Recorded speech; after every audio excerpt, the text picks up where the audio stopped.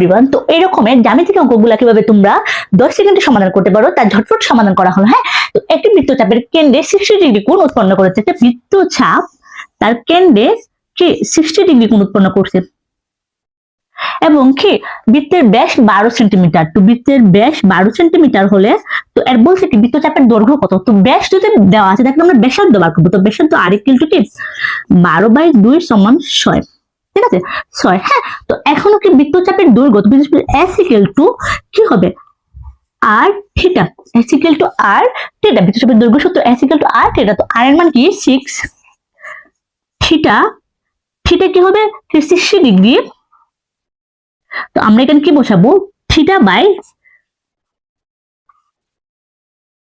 3, এখানে বসবে theta by 3। তো এটা যদি আমরা এটা কাটাকুটি করি তাহলে 2, তো সমান হবে 2 থিটা।